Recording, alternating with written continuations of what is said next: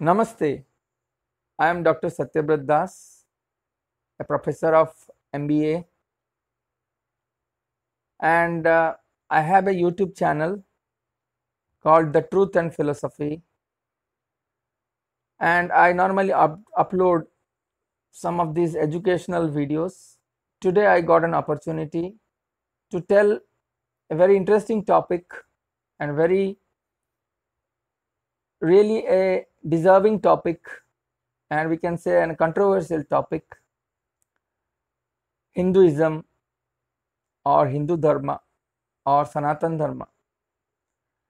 So this topic is, by name it is controversial because I belong to Hindu Dharma.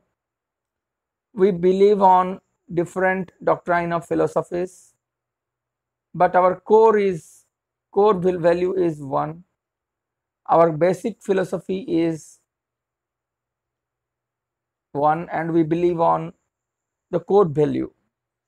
Let us justify our topic, Hindu Dharma.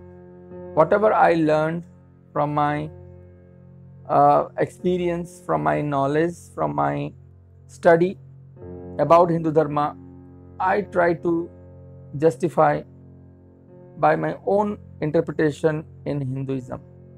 If you want to give some views, then you are most welcome. You can share your views, you can share my channel, you can like it, or you can share your valuable opinion about this topic. So let us begin with our topic, Hindu Dharma and the Sanatan Dharma. I am highly inspired, I'm highly honored that I took birth from a very religious family. I'm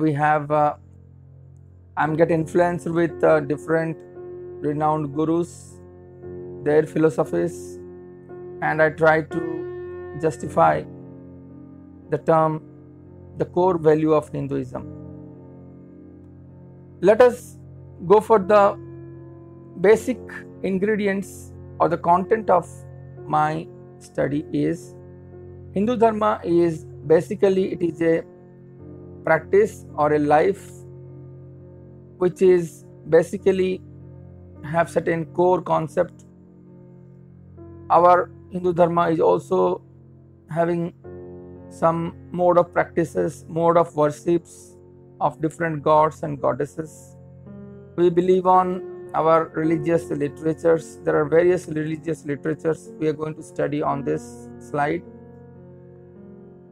We have different kind of learning systems, we have different kind of experiences for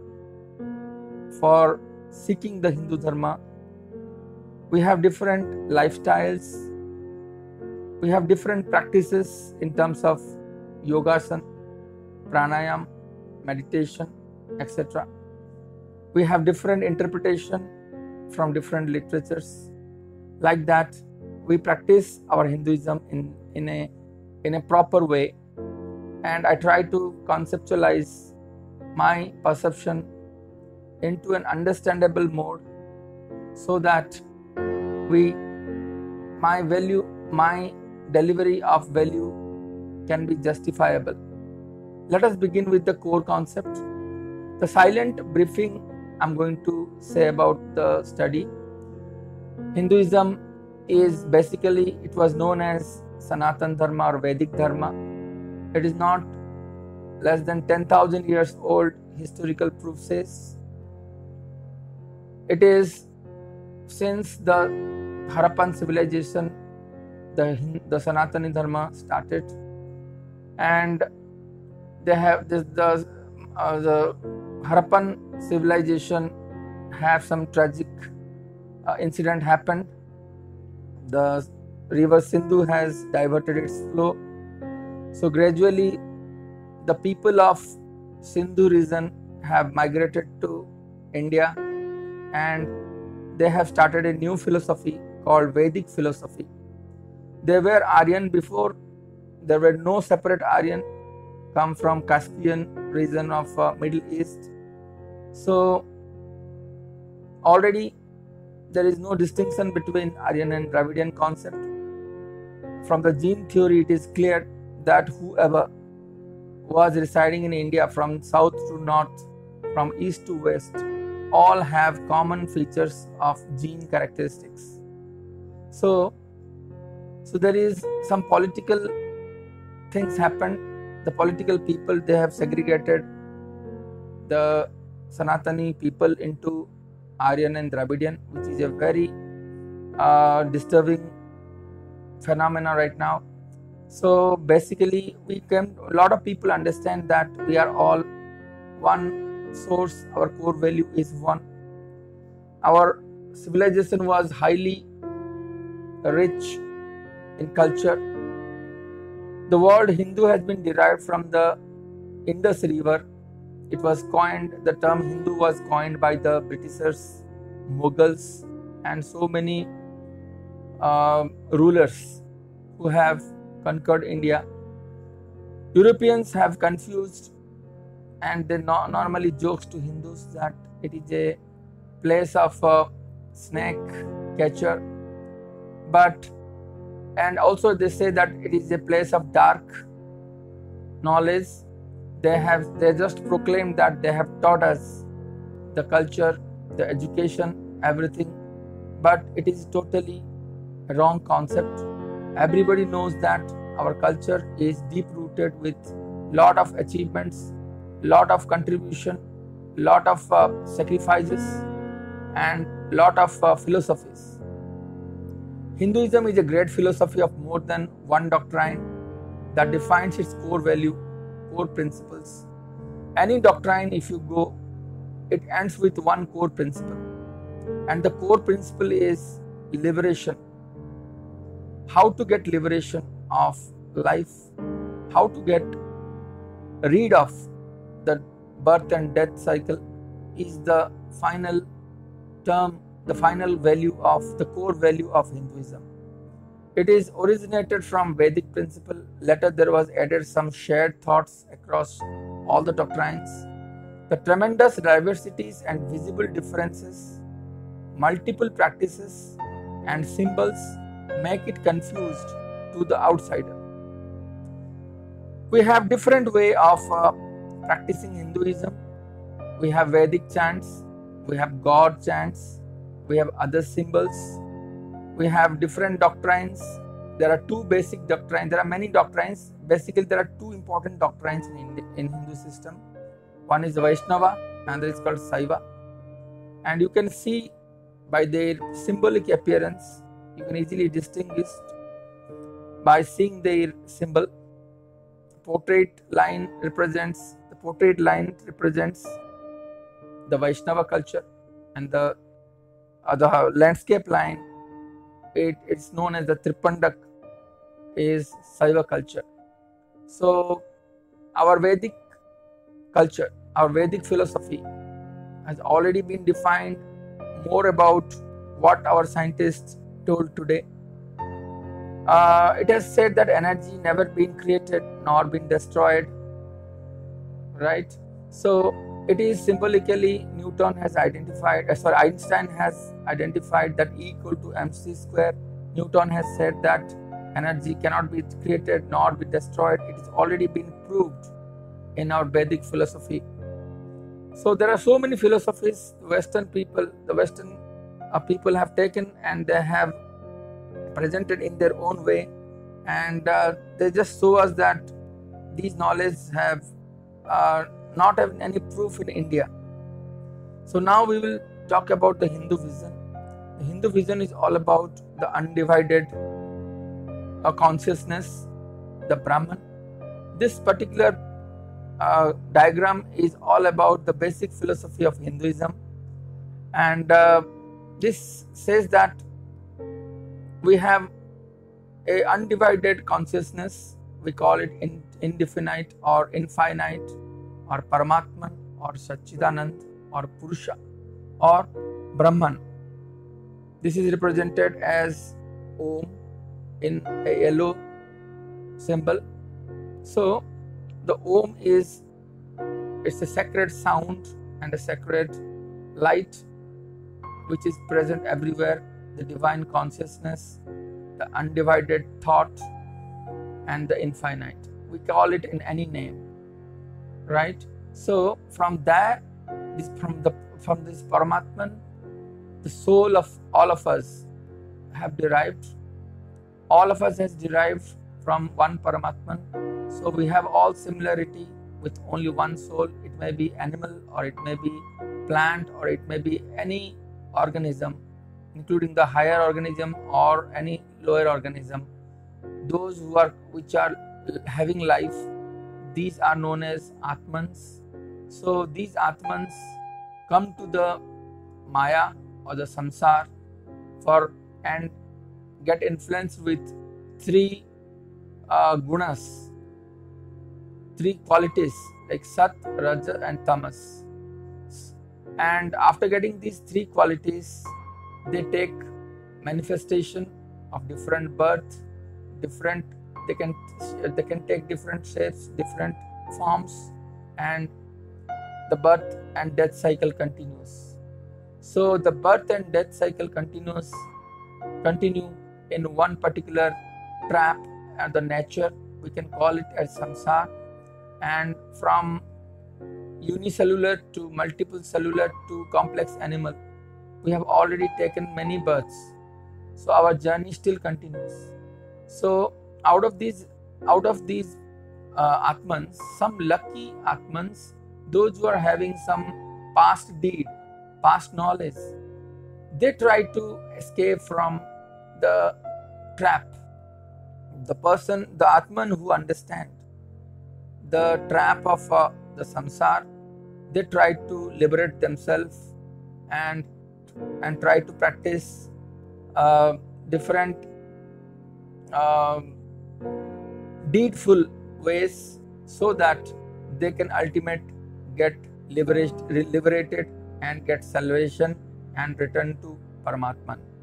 Through this diagram, I just wanted to show you that how we have come, how the Atman has come, how the Atman is a part of Paramatman, and how these Atmans take different birth and death cycle, how a lucky Atman get liberated out of lot of practices, out of lot of efforts.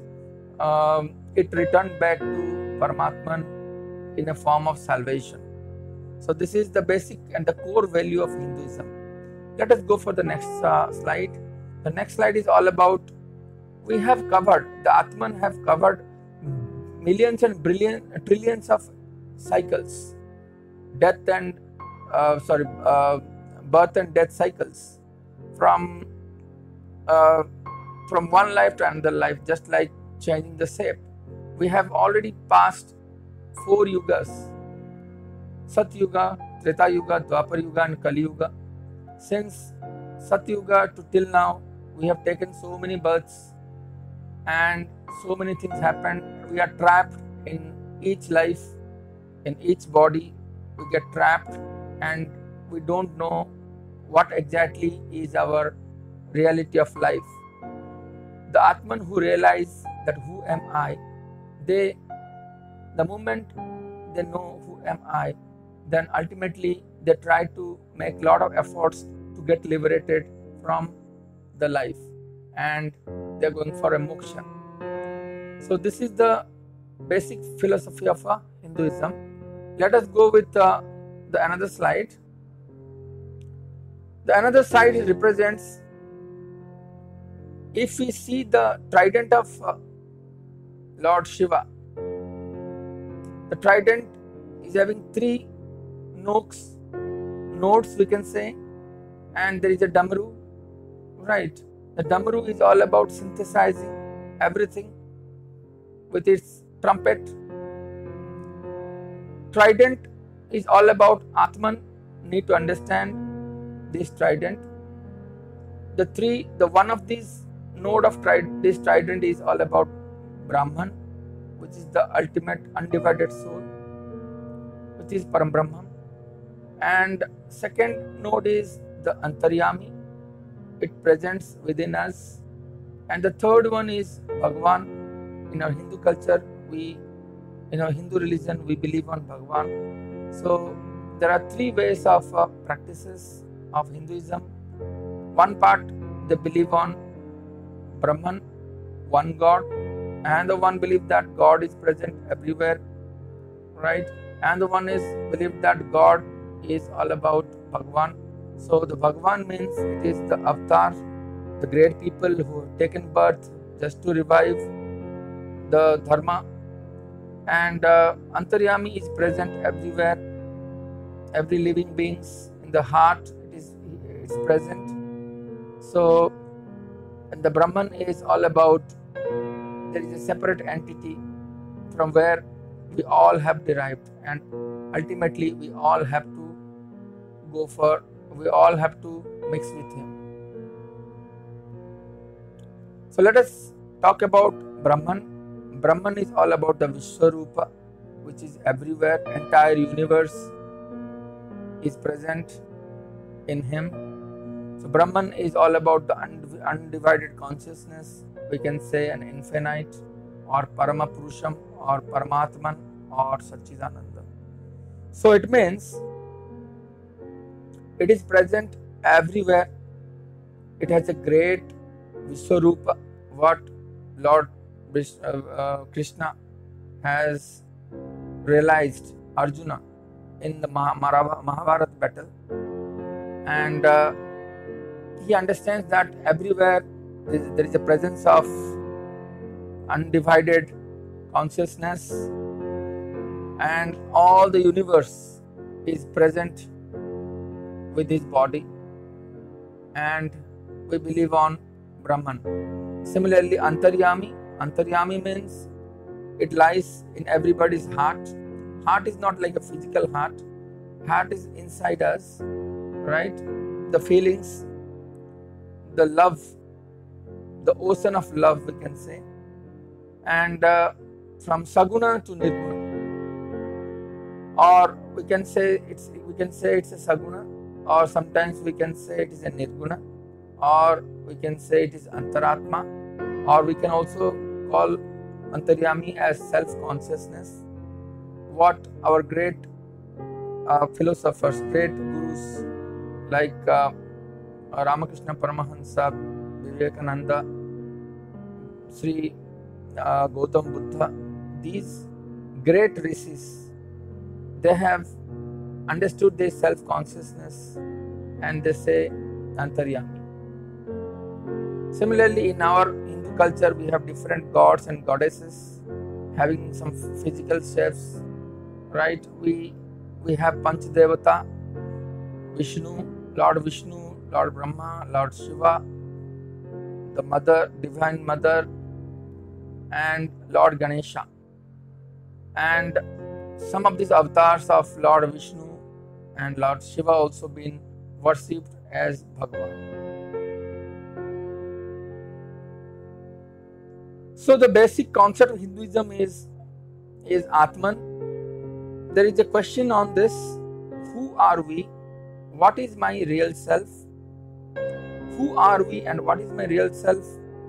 This is the question if we ask to ourselves, being a Hindu practitioner. The moment we think who we are neither a body nor the mind, we are the consciousness. And that has been defined by different philosophers about Atman. Then we also believe on reincarnation of or samsara. Reincarnation means one Atman get life and it makes journey and finally it dies and it continues its cycle. Similarly, the law of karma is also a part of our Hindu culture. Whatever things we do, everything we do, there is the ultimate result. Either we do good things or we do bad things, or we achieve something or we go for sufferings. All behind everything there is the karma, right? We believe on this karmic system. We also believe on Prakriti and Gunas. Prakriti is nature and gunas are basically we deliver in the nature. The environment, the sustainability, the sattva, the rajas and the tamas are gunas and nature of Hinduism. We also believe on Maya or illusion. It is not which it is not, it is that which is not.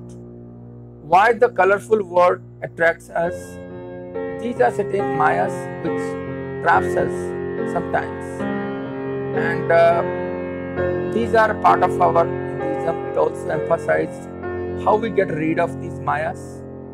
It is really difficult to get rid of Mayas. Whoever is taken birth in whatever form, they are get influenced with Maya or the illusion which diverts our original self. Then finally, it is the moksha or mukti, or we can call it as liberation. This is the ultimate aim of life: happiness, blissfulness and salvation. These are the basic concepts. There is another concept we call in, we can define in Hinduism is the God, or we call him Brahman or Ishwar. Who is a God? How is he or she? Either he is male or a female, or what exactly he is, it is. So it is the consciousness. The answer is the consciousness. Different philosophers, they have defined God in their own way, but there is one core value of defining God is the consciousness, self-consciousness and the universal consciousness. Then another concept is called dharma. Being a Hindu, you have to practice certain religious duties. There is some righteous conduct. We believe on faith, we believe on truth, and our system is very much open. Similarly, we have another concept called diversity. The diversity is all about many differences in our thoughts, in our rituals, in our culture. From the passing of time, new culture has emerged, cross culture has getting affected. So our diversity says that the differences must be tolerant. One goal but many paths. Diversity, it is called multi-doctrine, but the core value is one. The path is one. We have four yugas. We have four yogas. One is called Jnana Yoga, Karma Yoga, Bhakti Yoga and Hatha Yoga. So we will discuss these yogas in the further proceedings. And the concept is scriptures and gurus. Hinduism is basically derived from different scriptures, different literatures, different gurus who will teach, who will learn. And Guru is an equivalent to God. It is believed that Guru Brahma, Guru Vishnu, Guru Deva Maheshwara, Guru Sakshat Param Brahma, Tasmai Sri Gurave Namaha. We have Ved, Upanishad, Purans and so many other literatures where the ultimate knowledge is shared. We have time. We call it as Kal. When did it all start? And will it be finished? There are many philosophies come here, how the life begins and what is the ultimate aim of the life. And there were so many scientific things happened here, so many scientific philosophies get contributed. Big Bang theory, Big Crunch theory, Darwin's theory of evolution and lot many. But it has already been discussed in Vedic view that we have certain time. We believe on time system. We are a great believer of time. Kal, Mahakal. Similarly, we have creation. We believe on creation. There is somebody who has made Rachana, who have created this entire universe, the entire entity. What is the reason for his creation? Why he has created? How was it made? These are all being taught in our Hindu literature. Let us begin with the concept number one. The concept number one is called Atman. As we have already discussed that Atman is, we all Atmans are not like Paramatman. We are the unlucky Atman. Those Atmans have taken birth in many forms, but we all have originated from Paramatman, the Supreme Person, the Supreme God, or we can say Om, where the Atman, we can call Atman as consciousness. It has come to the Prakriti or the nature, and it get influenced with all gunas, and after getting these gunas, the Satguni Atmas taken birth, and it gets realized its true self and get liberated his own life. And it is better understood by seeing this picture. Sivling. Have you seen the Sivling? The Sivling represented with the Purusha. There is water droplets always falling on his head. It is nothing but it is a consciousness. Similarly, the snake is rolling everywhere. It is the Kal. It is the time, and the Sivling is situated on Prakriti. It is nothing but it is the Atman. It is Sivling is represented as Atman. Atman need to be conscious, and it has to be taken everything in Prakriti. So E equal to mc square, defined by Einstein. E represented Purusha, M represented Atman, and C represented Prakriti.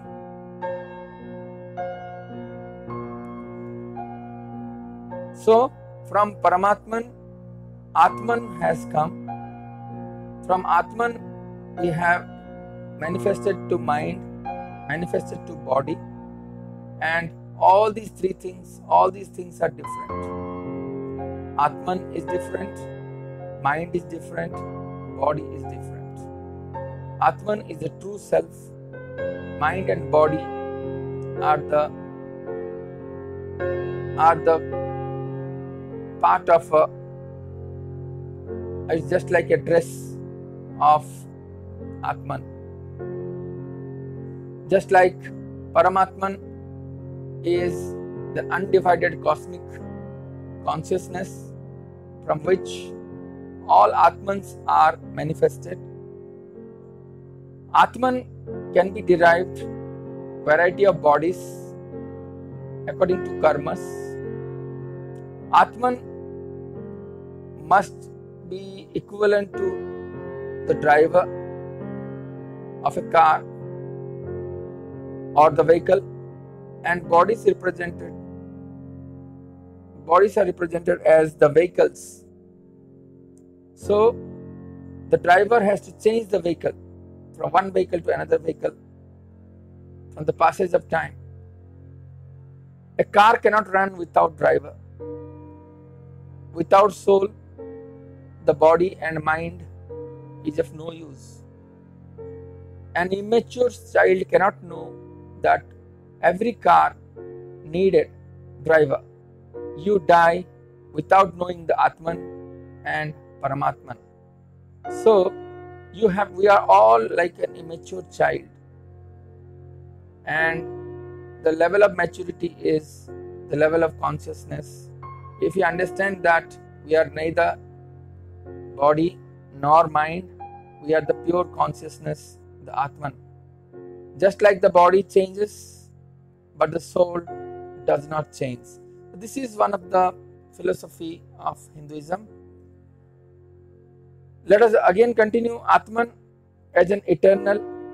It has been told that neither it is destroyed nor it is been killed. Lord Krishna said to Arjuna in Gita that Nainam Chindanti Sastrani, Nainam Dahati Pabakaha, Na Chedan Kaledayan Tappo, Na Sosayati Marutaha. No weapon can cut, no, not it burned by fire, it is not been moistened by water, not weathered by wind. Mind is manifestation or consciousness of Atman. Mind getting manifestation or consciousness. Body cannot live without mind. Body, if you have body, then you have mind. Sometimes we live along with our body, the biological gratification. Sometimes we go for pleasure principle. Sometimes we live with our mind, but hardly we live for our soul. There are certain key issues of life. There is called temporary, empathy, less use, and shared value. These are the basic key issues of life. We know that the life is for temporary period of time. We all know that there is something called kindness. We have to generate kindness, generosity, and our culture says that we have to use very less materialistic. The more materialistic, the less chance to know about your consciousness. The shared value is one of the important things. Whatever knowledge you have, you need to be shared, and you get all this knowledge from different shared people. These are certain important terms. We also believe on reincarnation or the samsara. This is the second important concept. Life and death are the cycle. In many yonis, many lives, there is no escape from this trap. One Atman has to take in life, has to get disease, and finally it dies. So like that, we have taken so many lives, and we have many times we died. There is no escape from this trap except moksha or salvation or liberation. Upon the death of physical body, the soul discards and enters into a new body, depending on as follows. At the time of death, what state of mind you have, what was your unfulfilled or undesired need, what was your karmic records. These are all three things determine your next life, and accordingly you will get a new life, and you will go your life journey. Again you will die with these three important qualities of your mind, and you will get another life. So this way the incarnation in the samsara happens. We'll go for the next thing. What is samsara? Samsara is nothing but it is a process of passing the soul from one body to another throughout all species of life. So it means it is a house, it is a home for us, where our entire life, our journey of life happens. So the consciousness is present in all life form, but the active use is only possible in human life. All animals, including human beings, we are different from other animals because we are highly conscious than others, and it is only possible in human life to realize yourself, not by any other mere creature. There are 6 broad lives, or the jivas are shown below. We have taken birth in different aquatic animals, or aquatic organism. We have taken birth as a plants, different plants. We have taken birth as reptiles. We have taken birth as birds. We have taken birth as animals, and finally we have reached human beings. In a sansar, it's just like a painful recurring cycle of these species as listed below. Samsar is painful in each life. So from birth to disease to old age and death, it is really a painful thing. If you really be silent and go for meditation, you can really understand that taking birth is also a painful thing, like just like death. So from birth, from disease, from old age to death, this cycle happens in one life. So Hinduism does not believe abortion, killing of animals, racism, sexism, nationalism, and violence. All are temporary construct of the trap of Mayas. We don't want to do these things, but due to our karmic action, these things happen, and these are all temporary things. This will not remain always. And for this, there is a there is a uh, there is an reaction for this. The concept 3 is law of karma. The law of karma is whatever deed you do, it has been recorded, and it is not choice of the human form, because all others are guided by instinct. Human life is all about life of responsibilities. Similarly, our karma determines the actions and thoughts. Each karma has some reaction, right? It has already been told 10,000 years before, more than 10,000 BC. It has already been told that each karma has reaction. But after 10,000 BC, Newton evolved his theory that every action has equal and opposite reaction. It means good karma has good reaction, bad karma has bad reaction.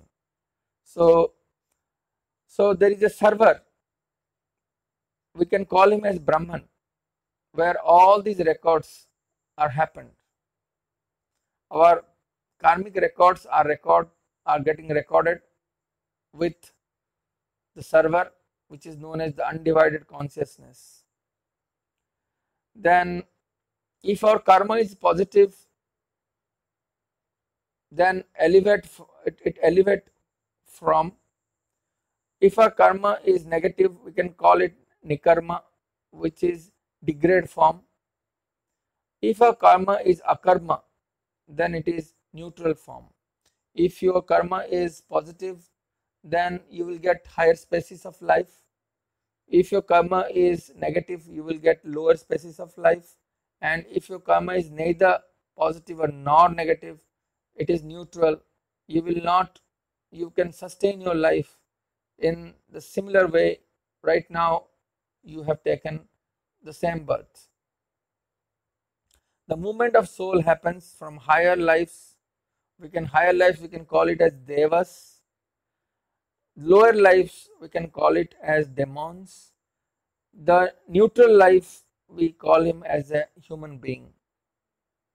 So our karma, what karma we did, that determines the movement of soul, right? In terms of higher life as a devas or the lower life of demons. So the law of karma is the biggest trap also. Hinduism does not say heaven and hell principle, except Muslim and Christians. They believe on heaven and hell. We do not believe on heaven and hell. We believe on manifestation of life. It only believes on karmas. Mahatma Gandhi says that hate the karma but not the person. You can see different practitioners of karmic practitioners like Naga sadhus. Through their severe sadhana, all karmas has to be washed away. So they hold Trishul, they don't know, they are Digambars, no clothes, their life is very strict. They they always try to achieve moksha at the end of their life. So they are the great scholars. Similarly, even Lord is not escaped from the law of karma. You know, in Rama Avatar, Vrinda's curse happened for Rama Avatar. In Krishna Avatar, Gandhari's curse and Bali's curse was the effect of the karma of this great soul. The another concept is called the Prakriti and the Gunas. Atman is trapped into temporary successive bodies made of Prakritis. Our body is purely made of 5 substances, and from these 5 substances, our bodies are made. Matter is inert, temporary, and unconscious. Just like our body is unconscious, right now I am here. When my soul is not there, my body will just like a non-living body, non-living material or inert material. So Prakriti has 3 stages. Prakriti has to create something, has to retain something, and has to destroy something. Through Prakriti's rajas, we are created. Through Sattva Guna, it remained, and through Tamas Guna of Prakriti, it destroys. So Prakriti, the first Guna is called Rajas, which is created. Passion, create, acquires, enjoy, and greed. With the Rajas Guna, these are the Gunas granted by the Prakriti, and the soul which has these 3 gunas more or less can accordingly they can act their life. If someone is having rajas, they are more passionate, they are more creative, they are more acquired, they are more enjoyable, they are more grateful. Those person who are having sattva guna or satguna, they remained, and their outcome is goodness, pure, real, knowledge, etc. And there is another, the third one is called the tamas, which is the name is to destroy. It is the outcome of tamas is ignorance, dirty, diluting, madnessness, etc. So it is your choice of the soul to select one of these gunas. Either they can choose sattva or rajas or tamas. If the soul selects sattva guna, it reaches to the heavenly planet. If the soul selects rajas, it remains and stay back to the human society. If it selects tamas, it enters into the lower species. So the finally the Atman, the soul, who doesn't get these gunas, and the soul is going above these 3 levels or the 3 gunas, then it is called moksha or the salvation or liberation. So this is the philosophy, great philosophy of our Hindu culture. So our also the nature also shows us the varnas or of Hinduism. Based on these gunas, there are 4 types of varnas.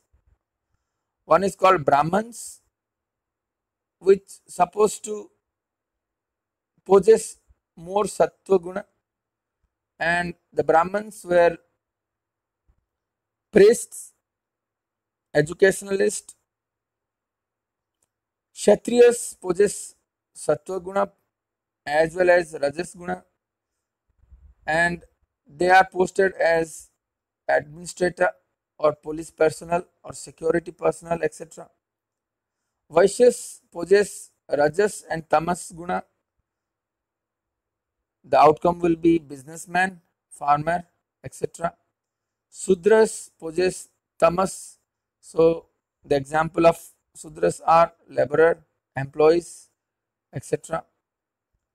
So according to the three devas, the three gunas are also being compared. Brahma is possessor of Satguna, who is the creator.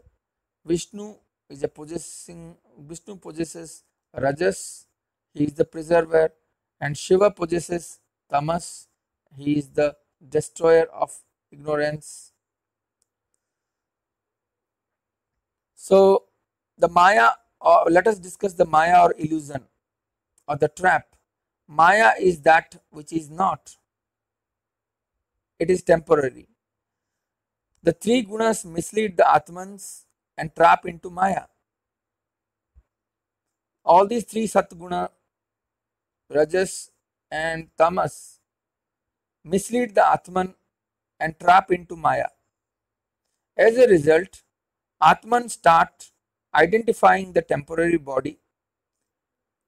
Example, a rope looks like exactly like a snake by a person, except Guru who identifies the differences. So our temporary body may be either it is different from race, different from gender, different from nationality, different from sectorial reason, different from monetary background, different from family background. All these things are determined by the create lust and greed and anger, create lust, greed and anger, create lust, greed and anger, and finally it moves towards Atman into deeper into the Maya. There is no real world. It is a desert mirage. The Maya is just like a trap. It is, but it is not. Even though Hinduism ultimately renounces the Maya, it tells you to meet the need in a dignified way. Example, have you seen God Vishnu? God Vishnu is a greater example of Mayapati. He teaches us to meet the needs of a dignified way. Vishnu is sleeping in a serpent on an ocean of milk served by Lakshmi, and Brahma comes out from his navel. If you can look at this picture, normally we see Lord Vishnu is sleeping on the ocean of milk, and Brahma appears from his navel with a lotus, and goddess Lakshmi is always serving his feet, and Lord Vishnu is in a sleeping posture. So if you see this picture, it symbolizes you that Vishnu is everyone like you and I. And Brahma is our consciousness. Consciousness means whenever we get awake, Brahma appears from the navel of Vishnu. Similarly, whenever we open our eyes and get conscious, automatically we come with new ideas, new innovative thoughts, right? And that innovation is all about the consciousness we represent as Brahma. Sheshnag, Vishnu is sleeping on Sheshnag. Sheshnag is the time, right? So similarly, we are also tied with time. We are also moving everywhere within certain time framework. The waves of Kshir Sagar, the ocean of milk, is the thought of mind. You know, there are different waves occurs in our mind. It is called thought wave. And Lakshmi is Maya. Lakshmi is Maya. Why Lakshmi is Maya serving his feet? Because Lord Vishnu has everything. and he has his wife as Lakshmi, but still he never get controlled by Maya. So this picture, this illustrates ourself from Maya. Then what is moksha? Moksha is all about the Atman try to get liberated from itself and realize the Atman and also realize Paramatman. So that only happens through three individual tactics, three goals for every Hindus. Every Hindus has to go through different scriptures. They have to go for gurus who can really, Sadgurus who can really guide them, and finally they give the light to get liberated from their life. Just like the mother teaches the child, as this is a spoon, our scripture exactly teaches us similarly. Maya can easily mislead us, so we want a guru. Moksha is the ultimate goal of life, to unite with Brahman. So this is the liberation, we can call it moksha, and salvation. It's every, being a Hindu, one has to practice this. One has to go for a lot of scriptures, one has to get influenced with or get directed by a Sadguru, and ultimately they will go to the final aim of their life. There are in the moksha, there are two types of moksha we have. One is called Advaita Vedanta way and Dvaita Vedanta way. Advaita Vedanta way is completely, it is made by Adiguru Sankaracharya. It refers to complete union of identity. Just like a droplet falls into the ocean, so it lost its identity. Drop is called Atman, and the big ocean, large ocean, is known as Brahman or Paramatman. So it is not easy to find the drop from the great ocean. So Advaita Vedanta says a complete union of identity. It also says that moksha means drop and ocean become one entity. There is another way of moksha according to Dvaita Vedanta. In Dvaita Vedanta, there are two different things, Atman and Paramatman. Atman, sometimes it mixes with Paramatman, and again it comes out and do its karmic duty and go for life, and finally it reaches to the goal. It refers that there is definitely a distinction between Atman and Paramatman, but in Advaitavad there is no difference between Atman and Paramatman. Soham, it means I am God. But Dvaita says there is a supreme entity and there is a small entity. And we now discuss about the gods and goddesses. We are various gods and goddesses, different forms, right? And we will discuss about this. The Trinity is always there in Hinduism, right? The glossary of gods are called Brahman or Ishwar. We call him as Brahman or Paramatman. Paramatman and Brahman means the supreme spirit. Antaryami is, we can also coin this as Antaryami. Antaryami is the Lord within you. Bhagavan, there are 5 supreme gods we have.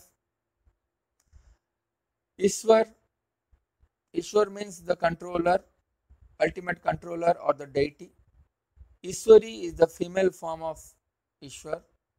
Parameshwar is the supreme deity. Purushottam is the supreme person.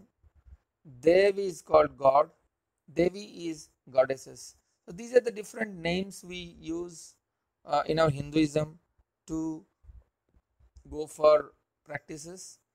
And let us discuss the 3 aspects of God.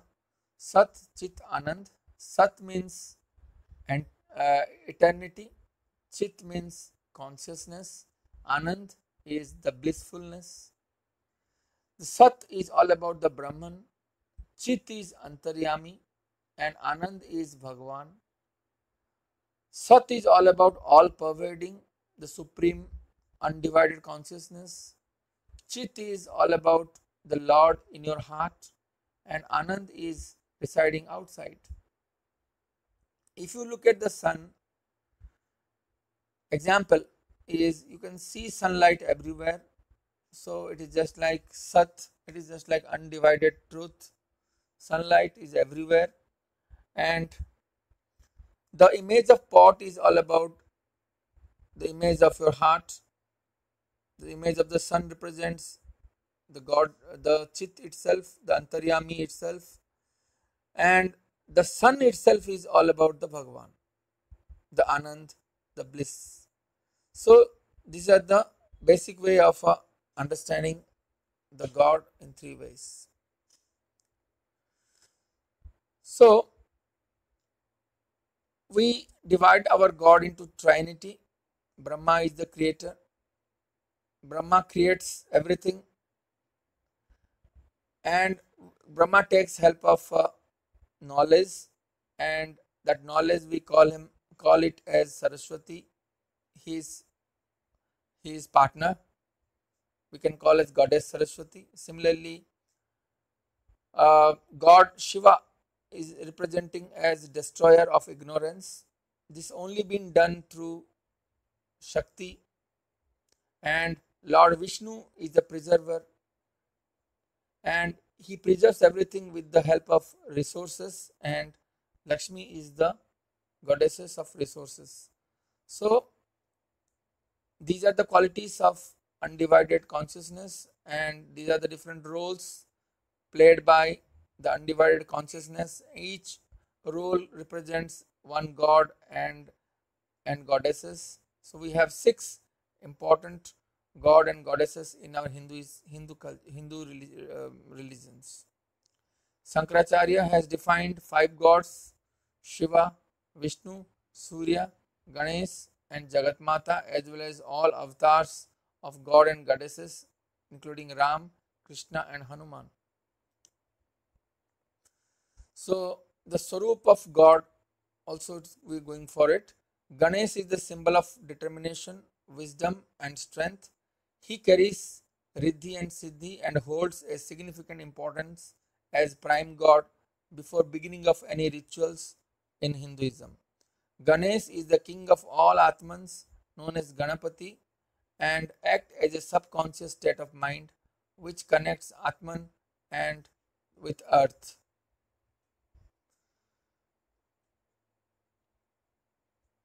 We have 4 yugas, you know all about Vishnu's incarnation in each yuga. Satyuga, we have incarnation of Matsya avatar, and Satyuga we have Vishnu has taken Kurma avatar, Varaha avatar, Narsimha avatar.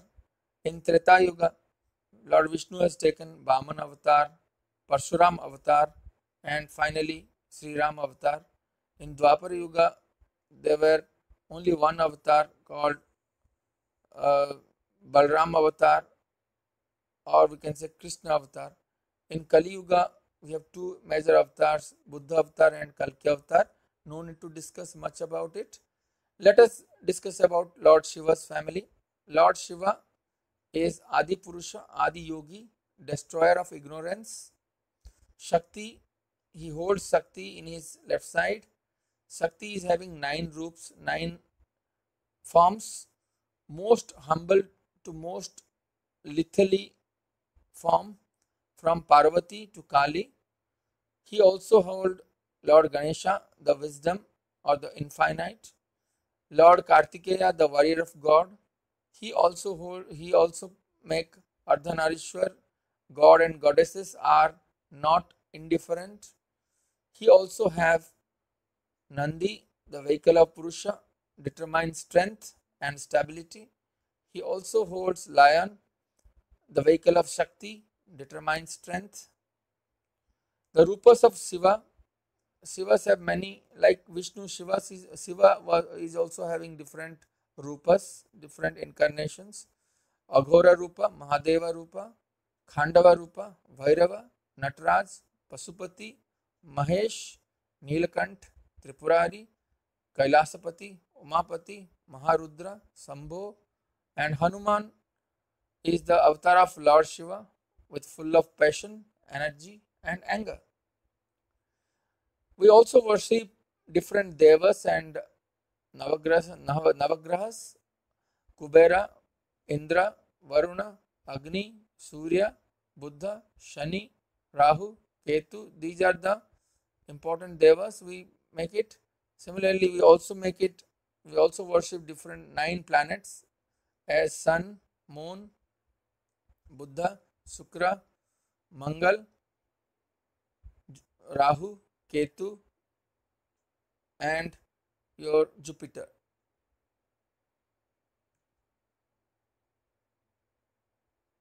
There are important devas and in Hinduism, Shiva is the destroyer, Brahma is creator, Vishnu is preserver, Ganesha is the god of beginning, Hanuman is the god of protector and bhakti, Kartikeya is the god of war, Narada is the god of cosmic messenger, Vishwakarma is the god of architect, Dhanvantari is god of doctors and Ayurveda, Kubera is the god of wealth, Dayus is the god of sky, Bayu is the god of wind, Varuna is the god of water, Agni is the god of fire, Kamadeva is the god of love. Like that, Surya is the god of light, Chandra is the god of moon and night, Mangal is a god of Mars, Buddha is a god of Mercury, Brihaspati is a god of Jupiter and a teacher of God, Shukra is a god of Venus and worship of bhakti, Shani is a god of Saturn and deeds of karma, Rahu is a god of Neptune, Ketu is a god of Uranus, Yamaraj is a god of Pluto, death, and one of the major devata of Hinduism. We have different literatures, religious literatures. The religious literature can be divided into Astic documents and Nastic documents. Astic documents is all about theoretic vocabulary like prayers and rituals. Nastic documents says about meditation experiences like Jainism, Buddhism, and Sikhism. Let us talk about Astic documents. It is also divided with Tantra and Vedic. Tantra is known as Agam or Saguna, and Vedic documents are known as Nirguna, Nirakar. If you talk about Saguna or Sakar, then there are two important Puranas. One is called Devi Purana, another is called Brahma Purana. Devi Purana all tells about the Prakriti, and Brahma Purana is all tells about Manushya. Brahma Purana can be divided into two scriptures. One is called Vishnu Purana and Shiva Purana. Vishnu Purana tells about the household way. Shiva Purana tells about the hermit's way. Hindu literature thus are either Shruti or Smriti. Shruti is all about acquired from the divine revelation or Divya Drishti. Examples are Veda and Upanishad. So they have acquired from their consciousness, from meditation, about nobody else has taught them except they have realized from a supreme soul. That is called Shruti. Smriti is all about acquired from transmitted over generation.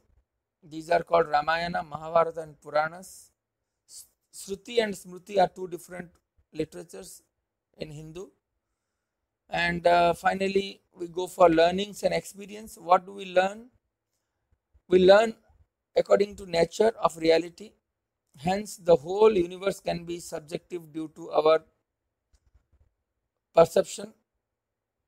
So, from Purusha, from the pure consciousness, the Atman passes to the Prakriti from primordial matter, where the individual generates its buddhi, or the first individual. Out of his buddhi, he generates ego or ahamkar or I or self.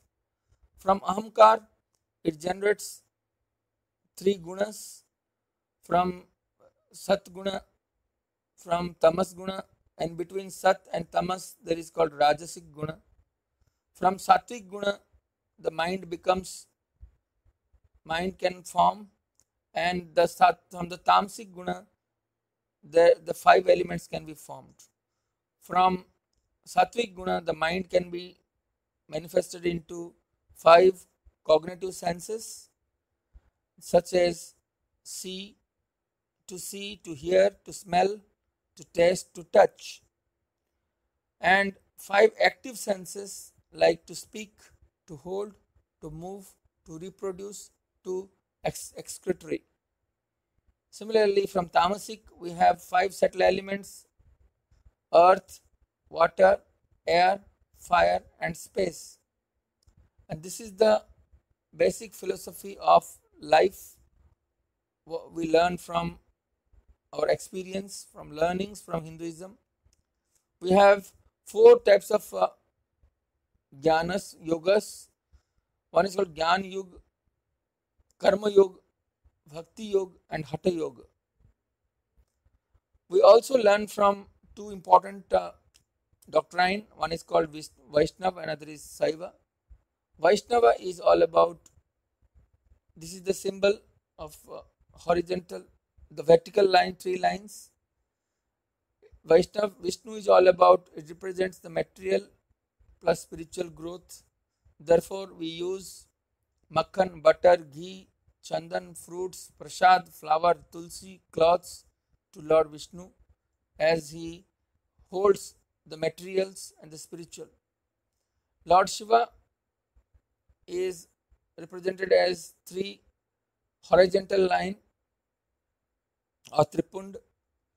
Shiva represents withdrawal and vairagya. Therefore, we offer anything freely and easily available, such as a drop of sweat, dhatura, then vata, bhasma, velpatra, etc. The mantras and slokas we chant Vedic slokas. It says only about Brahman, not and Antaryami, but not any other forms of God. Atman Stuti, Vishnu Stuti, Mahamrityunjay mantra, Mahadev or Parvati Stuti, Vedic and Tridev Bhagavan Stuti, Gayatri mantra, Jagat Mata Stuti, Ganapati Stuti, Guru Stuti, bhajans, chants, etc. Bhajans and chants has been made by Surdas, Mirabai, Tulsidas, Kabir, made some simple bhajans and simple bhaktis. So with this, I have tried to complete the basic values of Hinduism. I hope you understood. I have given some light to justify myself. If you like my video, then please subscribe, share, and forward to your friends and relatives, so that I will get motivated and go for some new videos for you. Thank you very much. Namaste.